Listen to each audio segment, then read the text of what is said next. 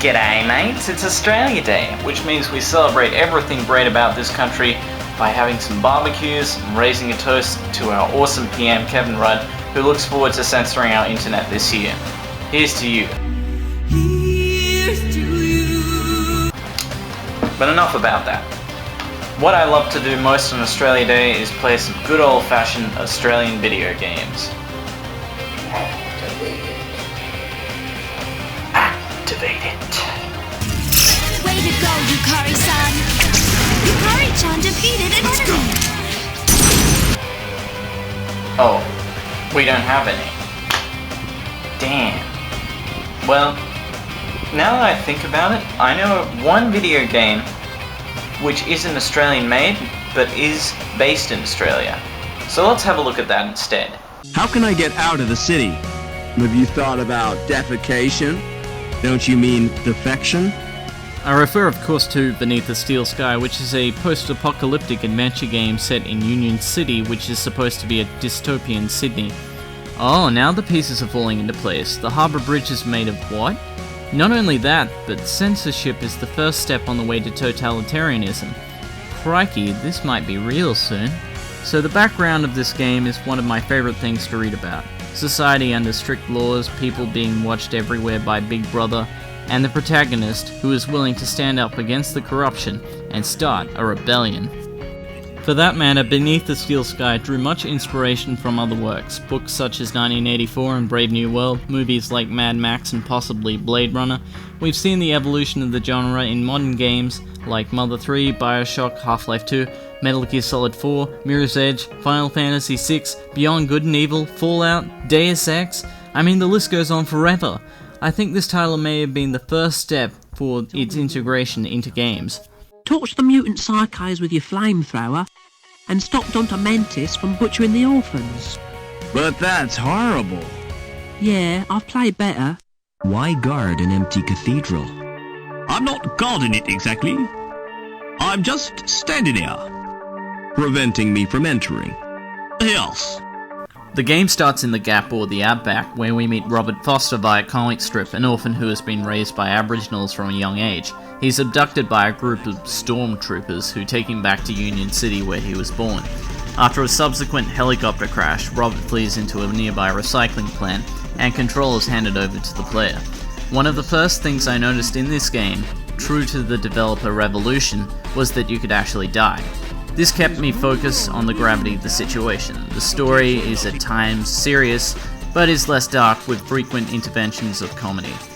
Any cyberpunk fan will instantly fall in love with the way things work in this soulless metropolis. It appears the AI Link makes decisions with the assistance of a council, shaping the city as it sees fit. If you played System Shock before, you'll feel right at home here. Throughout the narrative, you seek to understand more about why you were wanted here in the first place, and uncover a diabolical series of truths which glued me to the screen. You may even notice the functions of society while walking around the 3 different levels, like how the poorest live at the top. Maybe that's where the pollution exists. Now you've done it, mate.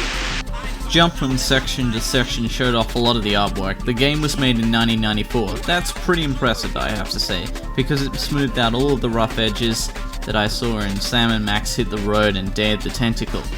The city resembles exactly what the title implies: steel, pipes, and more steel. Some characters even move between scenes in real time, which barely happens in adventure games nowadays. Guess I'll have to play Oblivion instead. Hello, darling. I don't believe we've met. No, I'm a stranger here. I'm Mrs. Piermont. All I've got are the clothes I'm wearing. In that case, you'll require the Easy Pay scheme. Yes, that sounds perfect. Kidney, lung, or testicles. What? Which organ do you wish to sell? I noticed a few differences from normal adventure games in the gameplay. The characters don't have all that many lines of dialogue, like it was leaving the player to seriously recount what was just told to them. For that reason, the puzzles range from simple to complex. Rarely will you be told what has to occur next, but the light hints in speech give you a few ideas. One of the most obscure parts was using the grappling hook to get into the security building. That was really hard to figure out. It's not a completely standard use item with item game either. There are segments in Link Space where you're given a new interface to solve things using your technical know-how with computers. It's fun stuff. You play through most of the game with Joey, your robotic pal, who discards his shell frequently due to smashing the old one.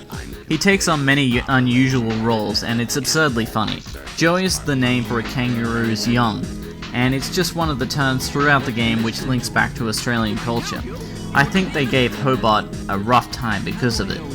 The voice acting is excellent for 1994, although I prefer Sam and Max over it. In some parts, for instance, the voices are cut for an unknown reason, maybe because it's the UK version. Then we come to the music. I don't know about this one, guys. I really didn't like it. It fits the scenes, definitely. However, they have short loops, and it's seriously loud unless you adjust the settings. This is embarrassing, Foster. You're not gonna watch, are you? I always suspected you of being a voyeur. Come on, just do it. Here goes. There. How was it for you? No, I'm a ventriloquist. What do you take me for, a dummy? No, really, watch this. A day, a day, a day. I saw your lips move. You didn't. Beneath the Steel Sky is obviously a 90s adventure game classic, although I admit it's kinda short. It was at that time the genre had been perfected, and what's being released today will never compare.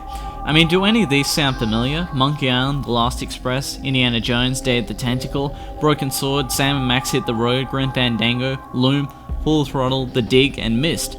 It's just sad there aren't any games like this being produced today. Everyone's too busy playing Casual Warfare 2.